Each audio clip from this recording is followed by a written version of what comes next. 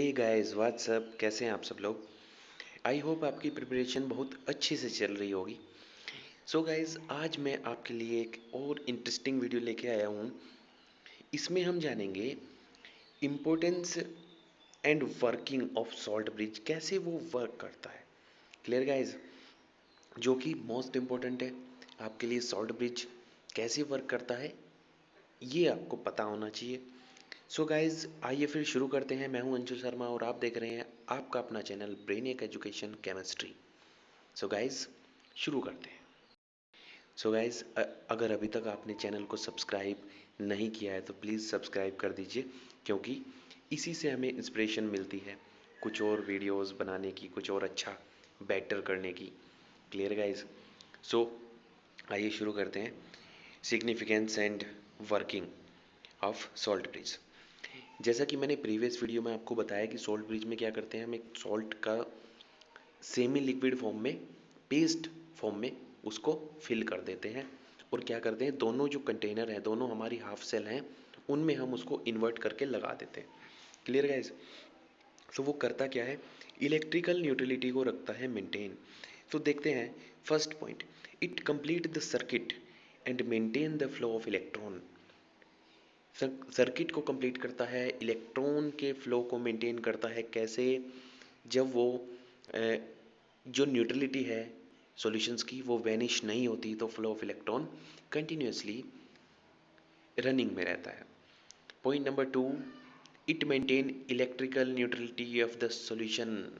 This is the main function of salt bridge. This is the main function. इस function के ऊपर ही सब कुछ डिपेंड है। वो इलेक्ट्रिकल न्यूट्रलिटी उसकी मेंटेन रखता है, वैनिश नहीं होने देता। इसी पे बेस्ड रहता है कि हमें पावर मिलती रहती है, रेडॉक्स रिएक्शन वहाँ पे कंटिन्यू रहती है। Clear guys. Point number 3, it also reduce the junction potential. अब ये जंक्शन पोटेंशियल क्या है इसको समझते हैं गाइस। जैसे कि हम बनाते हैं कि एक सेल इधर बना दी, एक सेल उधर बना दी, है ना, बीच में गैप रख दिया। तो आपने देखा होगा बैटरीज में ऐसा गैप नहीं होता। इन्वर्टर बैटरीज आपने देखी होंगी, उसमें कैस गैप होता है? नहीं होता, कोई गैप नहीं होता। ऐसा कहीं नहीं देखा होगा आपने कि ये ऑक्सीडेशन हाफ सेल है, ये रिडक्शन हाफ सेल है ना। वो एक अंदर ही सेल में क्या करते हैं, पार्टीशन किए रहते हैं। ऑक्सीडेशन हाफ सेल का और रिडक्शन हाफ सेल का पार्टीशन किए रहते हैं। बिल्कुल पतला सा पार्टीशन होता है, लेकिन उसके आर पार, ठीक है, मटेरियल नहीं जाता। दोनों जो हाफ सेल हैं उनका मटेरियल ट्रांसफ़र नहीं होता, बट जो चार्ज है वो, जो मैग्नेटिज्म है उसको तो नहीं रोक सकते ना, है ना, वो फ्लो हो जाता है। सो जैसे कि यहाँ पे एक सेल बनाई है जिसमें क्या है, जो लाइन आपको दिख रही है वर्टिकल सेंटर में, ये है पार्टीशन। दोनों हाफ सेल को मैंने क्या किया, पार्टिंग करके दिखाया यहाँ पे। सो एक जो फर्स्ट हाफ सेल है लेफ्ट साइड में, उसका सॉल्यूशन कैसा हो जाता है, पॉजिटिव हो जाता है, और राइट साइड वाले का जो सॉल्यूशन हो जाता है वो नेगेटिव हो जाता है। तो देखिए, पॉजिटिव पॉजिटिव की एक लेयर बन गई और नेगेटिव नेगेटिव की एक लेयर बन गई। जब ये दोनों चार्ज, पॉजिटिव चार्ज और नेगेटिव चार्ज, एक दूसरे को क्या करेंगे, अट्रैक्ट करेंगे, सो पास में रहेंगे। पास में रहेंगे तो वहाँ पे भी एक ईएमएफ जनरेट हो जाएगा। छोटा सा ईएमएफ होगा, बट होगा। और उसकी डायरेक्शन जो सेल के ईएमएफ की डायरेक्शन है उसके जस्ट अपोजिट रहने वाली है। रीज़न क्या है कि जो ईएमएफ का फ्लो है वो रहेगा पॉजिटिव टू नेगेटिव, करंट का फ्लो रहेगा पॉजिटिव टू नेगेटिव। एंड जो हमारी सेल है, जो हमारी सेल है उसमें भी पॉजिटिव टू नेगेटिव। सो दोनों की डायरेक्शन आप देख पा रहे होंगे, वो क्या है, just opposite to each other. So guys, यहाँ पे जो हमारा रिजल्टेंट, ये देखिए मैंने लिखा E M F R, means E M F resultant E M F, electromotive force.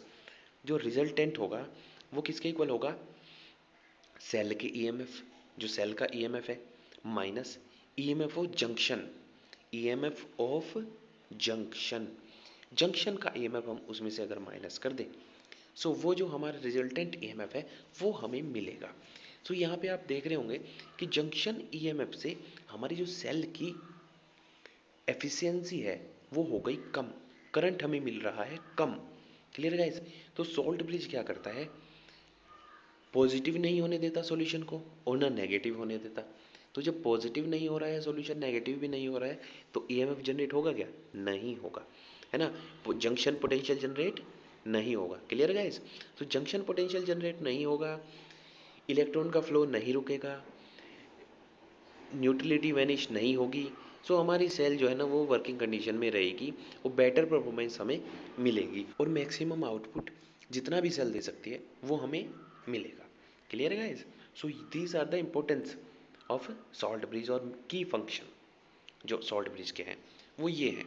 आप ऐसे ही इनको अपने नोट्स में नोट करते रहें गाइस।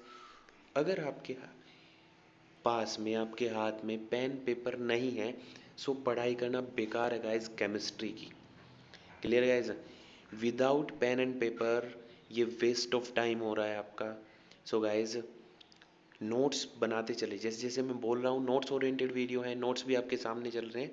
अदरवाइज तो मैं बोल रहा हूँ वही आपको लिखना है ना। उसी के नोट्स आप प्रिपेयर करें।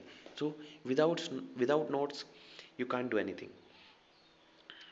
नेक्स्ट चलते हैं properties of electrolyte field in inverted YouTube means salt bridge. SB means salt bridge. Salt bridge में जो इलेक्ट्रोलाइट हम फिल करेंगे उसकी प्रॉपर्टी कैसी हो। पॉइंट नंबर 1, जैसा कि मैं पहले भी हम डिस्कस कर ही चुके सारी चीज़ों को, it should be inert. Inert का मतलब नॉन रिएक्टिव नहीं है यहाँ पे, है ना। इनर्ट का मीनिंग यहाँ पे नॉन रिएक्टिव नहीं है। इनर्ट का मीनिंग यह है कि वो सॉल्यूशन से रिएक्ट न करे, सिर्फ इतना ही उसका मतलब है कि सॉल्यूशन से रिएक्ट ना करे। मीन्स प्रेसिपिटेट की फॉर्मेशन वहाँ पे ना हो। इसी के अकॉर्डिंग हमें कि प्रेसिपिटेट फॉर्म ना हो, सॉल्ट का जो सिलेक्शन है वो करना रहता है। जैसे कि अगर हमारे पास डेनियल सेल है तो हम KCl को यूज़ कर सकते हैं। क्लियर है गाइज? KCl को यूज़ कर लेंगे क्योंकि देखिए पॉजिटिव सॉल्यूशन होगा जिंक वाला और नेगेटिव सॉल्यूशन होगा कॉपर वाला। सो जिंक सल्फेट में कौन जाएगा? क्लोरीन। तो क्लोरीन पोटेशियम सॉरी जिंक के साथ में रिएक्ट करके क्या बनाएगा? ZnCl2। ZnCl2 is highly soluble salt in water और ये रहेगा in the form of ions. Zn+2 और Cl- की फॉर्म में ही ये रहने वाला है, तो यहाँ पे कोई दिक्कत नहीं है। लेकिन अगर हमने Ag इलेक्ट्रोड के साथ में KCl का यूज़ कर लिया सॉल्ट ब्रिज में, तो वहाँ पे guys AgCl silver chloride PPT form हो जाएगी गाइज। PPT वहाँ पे फॉर्म हो जाएगी और हमारा जो सॉल्ट ब्रिज का जो काम था वो नहीं हो पाएगा। Clear guys? So electrical neutrality इस टाइप से यहाँ पे मेंटेन रहनी चाहिए कि वो PPT की फॉर्मेशन ना करे। Second, it should have good ionic mobility and equal ionic mobility. Ionic mobility means जो आयंस हैं सॉल्ट ब्रिज के अंदर, जो आयंस हैं उनकी जो मोबिलिटी है, वो जो स्पीड है उनके चलने की, वो अच्छी होनी चाहिए। ऐसा नहीं है कि सॉल्यूशन को रिक्वायरमेंट है आयंस की और अभी KCl भर रखा है उसमें और वो बोल रहा है कि अभी रुक जा, अभी आऊँगा, अभी आऊँगा, अभी रहने दे, अभी चला ले काम अपना। इस टाइप से नहीं, कहने का मतलब ये स्लो नहीं होनी चाहिए। उसकी मोबिलिटी इक्वल होनी चाहिए कि जैसे ही वहाँ पे एक आयन सॉल्यूशन में आया, तुरंत एक आयन सॉल्ट ब्रिज में से सॉल्यूशन में जाना चाहिए उसको बैलेंस करने के लिए। So guys ionic mobility inversely proportional to the hydrated size. Hydrated size जितना ज़्यादा होगा आयनिक मोबिलिटी उतनी ही कम होगी। सो आयंस की मोबिलिटी हाइड्रेटेड साइज पे डिपेंड करती है। Lithium to caesium, lithium to caesium mobility increase करती है। Lithium to caesium mobility increase करती है गाइस। समझे कैसे? लिथियम का जो न्यूक्लियस है वो रहता है बहुत पास, न्यूक्लियस कर लेता है अट्रैक्ट नेगेटिव मॉलिक्यूल्स को। सो साइज हो जाता है उसका बड़ा, ठीक है। हाइड्रेशन यहाँ पे होता है ज़्यादा, साइज हो जाएगा इंक्रीज, साइज इंक्रीज हो जाएगा तो मोबिलिटी हो जाएगी कम। सीजियम होता है साइज में खुद बहुत बड़ा, न्यूक्लियस बहुत दूर होता है। सो उतना डिफरेंस, उतने एटम्स को वो, मॉलिक्यूल्स को वो अट्रैक्ट नहीं कर पाता, तो आराम से वो निकल जाता है। Clear guys? इलेक्ट्रोड पोटेंशियल, एक नया टॉपिक आ गया, इलेक्ट्रोड पोटेंशियल। क्या होता है इलेक्ट्रोड का potential? Electrode potential so simple, it may be defined as the tendency of an element when it is placed in contact with its own ions to either lose or gain electron and in turn become positively or negatively charged। इसको बोलते हैं हम electrode potential.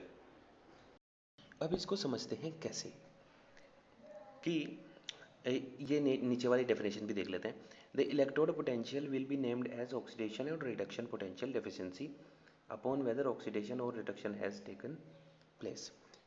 ठीक है, इससे पहले की ऊपर वाली डेफिनेशन पे मैं बात करता हूँ कि it may be defined as the tendency of an element when it is place in the contact with its own ion.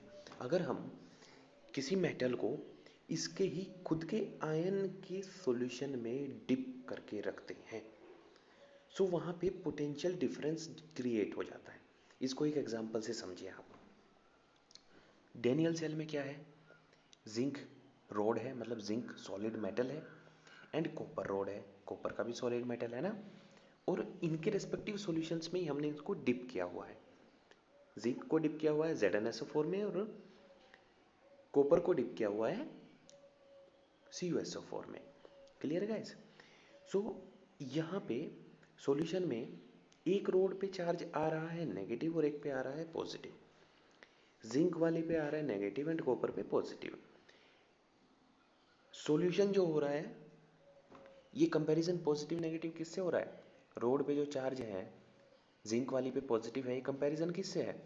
Solution से। सॉल्यूशन के रेस्पेक्ट में रोड जिंक की पॉजिटिवली चार्ज्ड है, सॉरी नेगेटिवली चार्ज्ड है, solution positively charged है।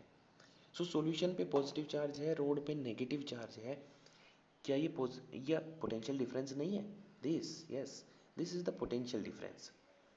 और ये जो पोटेंशियल डिफरेंस है, जिस भी इलेक्ट्रोड के बीच में ऐसा हो रहा है, पोटेंशियल डिफरेंस जनरेट हो रहा है, यही पोटेंशियल डिफरेंस को हम बोल देते हैं इलेक्ट्रोड पोटेंशियल, उस इलेक्ट्रोड का पोटेंशियल। ऐसे ही राइट साइड वाली हाफ सेल में भी हो रहा है। रोड, जो कॉपर की रोड है, वो पॉजिटिवली चार्ज्ड है, किसके रिस्पेक्ट में? सॉल्यूशन के रिस्पेक्ट में। सॉल्यूशन क्या है? नेगेटिवली चार्ज्ड है रोड के रिस्पेक्ट में। सो यहाँ पे एक पोटेंशियल डिफरेंस क्रिएट हो रहा है। This potential difference is known as electrode potential. समझ में आया गाइस? अब इसको भी कैटेगराइज किया गया है कि अगर ऑक्सीडेशन वाली सेल में हो रहा है ये, सो ऑक्सीडेशन इलेक्ट्रोड पोटेंशियल, और अगर रिडक्शन वाली सेल में हो रहा है तो रिडक्शन इलेक्ट्रोड पोटेंशियल, है ना। सो यहाँ पे देखिए ये दो इक्वेशन दी गई हैं। M4 मेटल सॉलिड है, इसका ऑक्सीडेशन हो रहा है, ऊपर वाला हाफ एरो देखें, ऑक्सीडेशन फॉरवर्ड डायरेक्शन में, N+ आयन में ये कन्वर्ट हो गया, है ना, एक्वस सॉल्यूशन में चला गया। N इलेक्ट्रॉन को इसने लूज कर दिया। और इसके जस्ट अपोजिट, या तो नीचे वाली रिएक्शन को देख लें या तो फिर ऊपर वाली को रिवर्स में देख लें।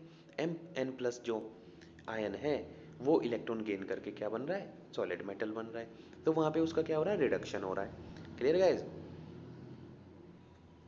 ये देखिए फोटो में एक सॉल्यूशन है भाई, जिंक का सॉल्यूशन है, पॉजिटिवली चार्ज है, और जिंक की रोड नेगेटिवली चार्ज है, तो पोटेंशियल डिफरेंस जनरेट हो गया। This is called electrode potential. Right side में कॉपर का सॉल्यूशन नेगेटिवली चार्ज है और रोड पॉजिटिवली चार्ज है, so this is called also electrode potential. So road of zinc become, ये लिखा हुआ यहाँ पे, negatively charge and loses 2 electron on the road dissolve in the solution Zn+2 ion. That's why solution become positively charged.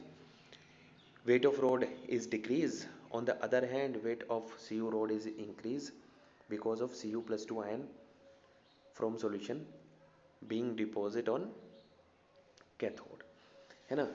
उधर solution second वाले में road का जो मास है वो इंक्रीज़ कर रहा है, इस वाले रोड का मास डिक्रीज़ कर रहा है। और पोटेंशियल मैंने आपको बता दिया कि इलेक्ट्रोड पोटेंशियल होता है इन दोनों सॉल्यूशन में, potential difference is called electrode potential. So simple, है ना। सो यहाँ पे आपको समझ आ गया होगा, आई होप, कि पोटेंशियल डिफरेंस क्या है, इलेक्ट्रोड पोटेंशियल क्या है। आगे की वीडियो में हम इसको और अच्छे से बताएंगे, है ना। 2-3 केस लेके नेक्स्ट वीडियो में डिफाइन हो रहा है इलेक्ट्रोड पोटेंशियल। इस वीडियो को मैं यहीं पे फिनिश कर रहा हूँ। क्लियर गाइज, इन पॉइंट्स को आप एक बार लिखें अपने हाथ से और याद करें, क्योंकि मेन पॉइंट्स हैं, बहुत मेन पॉइंट्स हैं, बहुत ज़्यादा इंपॉर्टेंट है। क्लियर गाइज, सो आज की वीडियो यहीं पे फिनिश करते हैं। सो गाइज, मिलते हैं नेक्स्ट वीडियो में कुछ नए पॉइंट्स के साथ, कुछ नए फैक्ट्स के साथ। तब तक के लिए गाइज, पढ़ते रहें, आगे बढ़ते रहें। All the best.